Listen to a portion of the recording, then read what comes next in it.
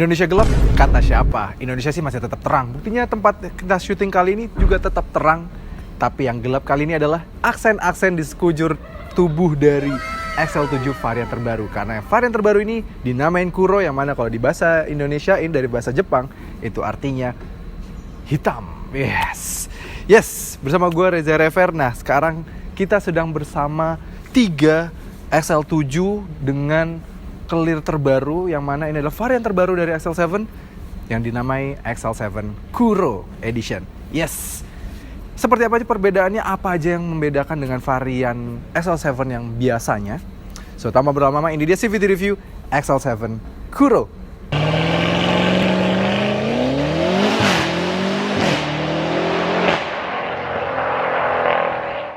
Oke, XL7 varian Kuro ini sebenarnya mengambil dari varian Alpha dan diberikan aksen-aksen Kuro di sekujur bodi dari si XL7 ini.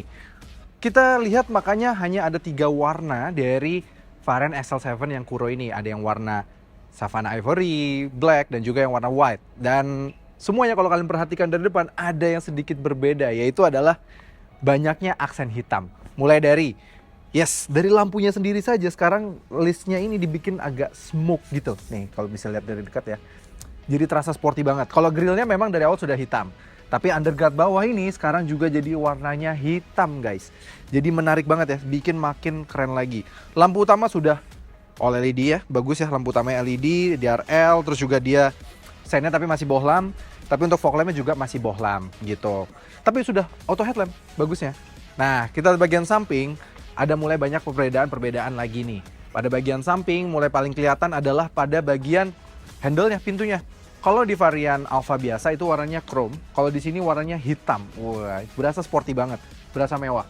Dan juga roof rail-nya juga diberi warna hitam. Kalau yang di varian Alpha biasa kan warnanya silver. Nah, ini warnanya hitam. Jadi lebih berasa sporty lagi ya. Jadi ini memang hitam nih, apa aksen gelap memang lagi zaman di tahun 2025 ya. Juga sudah diberikan warna hitam. Kalau sebelumnya di warna silver gitu ya, jadi di warna hitam juga. Lanjut lagi pada bagian belakang. Nah, ini juga nih aksen-aksen misalnya kayak pada bagian talang airnya, tulisan Suzuki Sportnya juga diberi warna hitam juga gitu. Spoilernya list silver yang mengelilingi dari kiri ke kanan dan bagian tengah, dia sekarang semuanya juga warnanya hitam. Kecuali ada logo Suzuki Sport saja di bagian kanan gitu ya. Nah, yang paling ditunggu-tunggu nih sebenarnya yang sudah ada di varian XL6 yang ada di India dan di beberapa negara yang datangin pakai XL6 gitu ya, Afrika Selatan. Itu lampu belakangnya yang mana mikanya jadi warna hitam. Nah, ini bagus banget menurut kami. Seharusnya waktu facelift pertama sudah langsung seperti ini. Ini akhirnya masuk ke Indonesia, mungkin sudah Suzuki mendengarkan respons dari masyarakat ya. Terutama memang XL7 ini sangat dicintai banget, terbukti masih menjadi passenger car Suzuki yang paling laris. Dan udah berapa bulan terakhir bahkan lebih laris dari Carry. Wah, akhirnya Suzuki yang lebih laris adalah varian passenger car. Nice. Nah, yang beda lagi, sekarang list chrome yang ada di sini, ini kalau kalian perhatikan ya ada kayak bekas tatakan list chrome-nya. Yang mana ini dulunya chrome, memanjang dari kanan ke kiri, ini diberi warna hitam gitu. Underguard-nya juga diberikan warna hitam, yang mana sebelumnya warna silver nih bagian sini. Dan juga ya logo-logonya nih semua kayak chrome-chrome bagian sini semua diberikan warna hitam. Sisanya fitur-fitur seperti rear defogger, terus juga rear wiper, kamera mundur, semua masih ada dari sebelumnya gitu ya. Bagus banget menurut kami. Dan itu dari luar.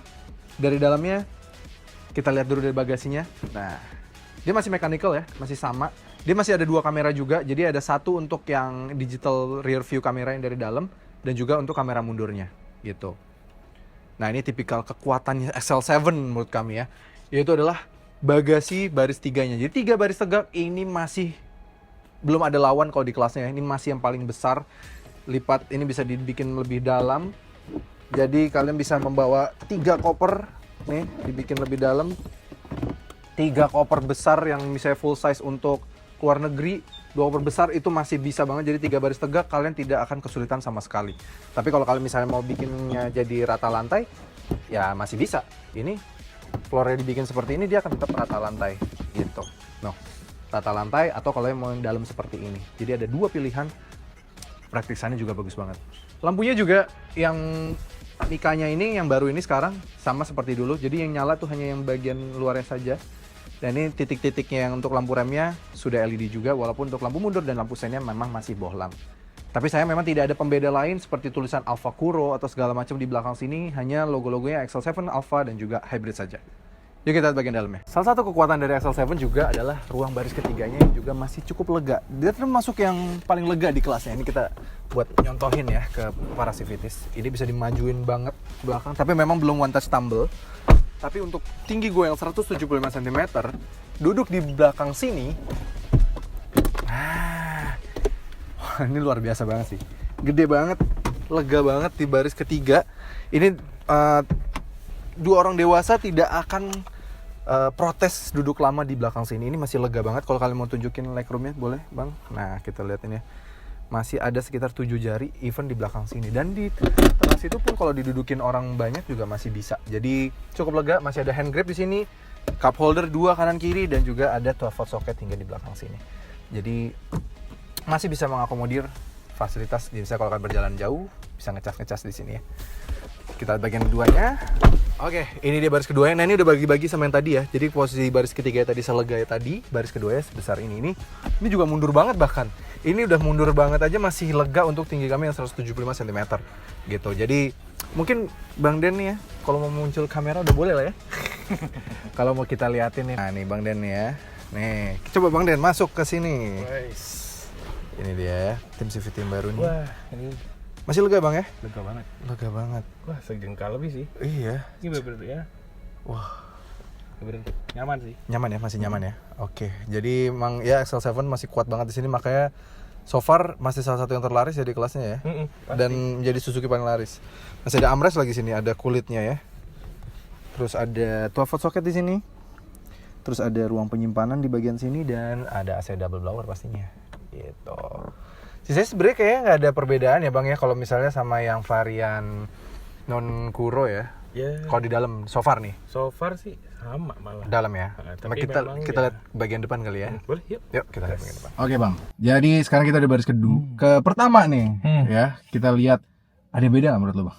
Kalau beda sih menurut gue sama ya. Sama ya. Aksen-aksennya juga sama, materialnya sama. juga masih sama. Jadi ini masih dibalut ada wood panel dan ada list silver ya, nyambung kanan dan kiri sampai ke door trim.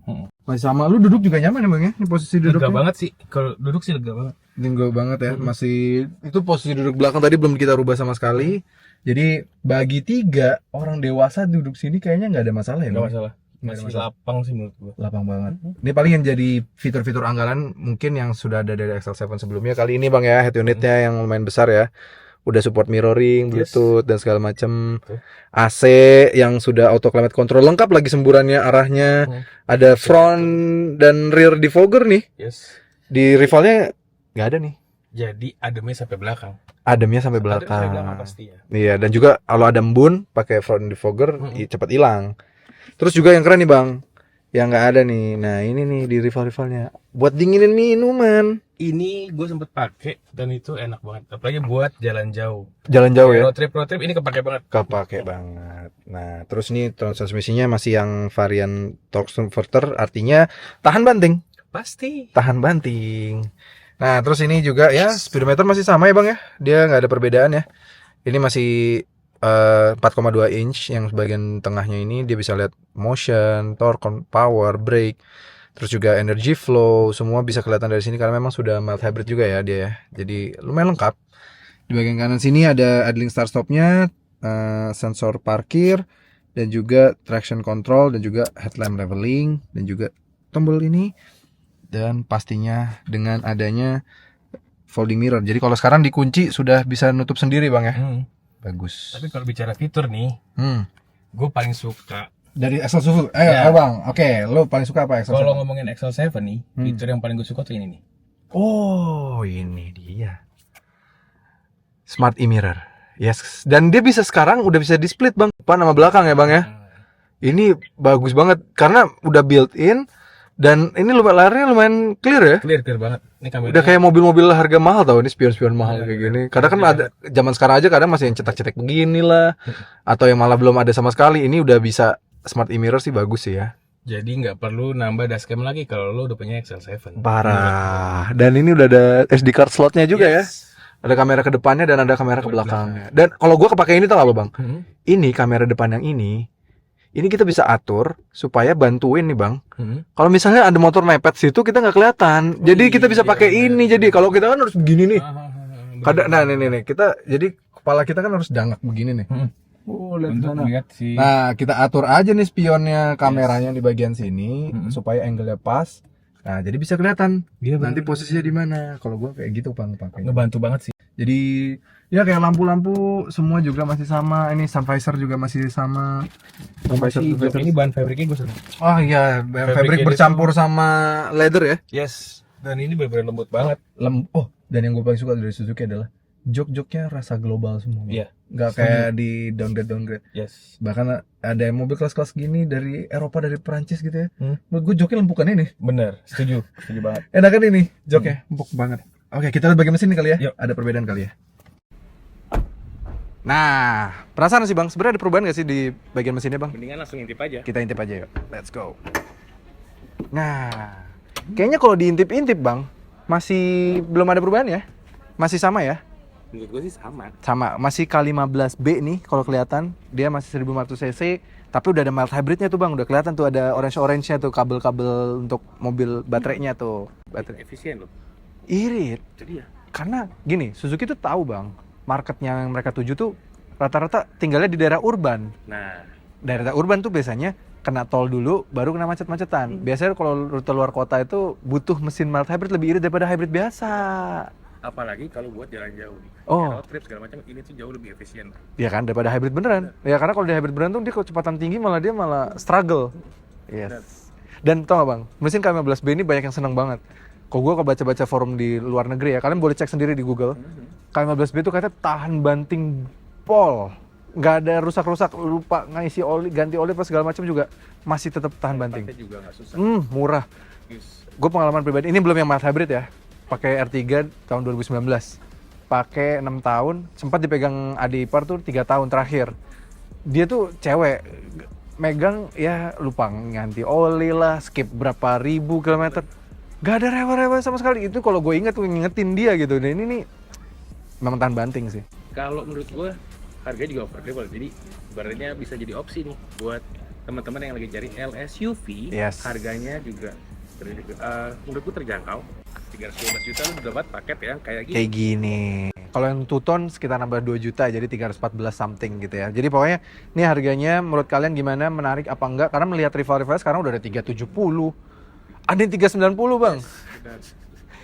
Mendingan mana? Padahal kalau in term of kenyamanan bisa diadu ini mobil dan tahan bantingnya, spare partnya, semua reliability, durability jelas XL7 menang jauh sih. Punya ini nggak bakal takut deh. Iya, mau pakai kemana aja, lupa ganti oli, kaki-kakinya tersurprisingly walaupun FWD, Yes. tahan banting. Yes.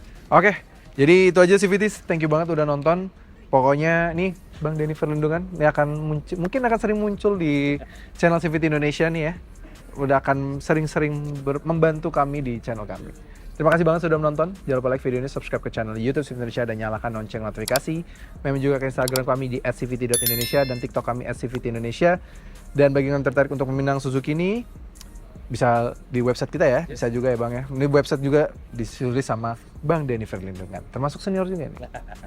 Oke CVT, sampai ketemu lagi di video berikutnya ya.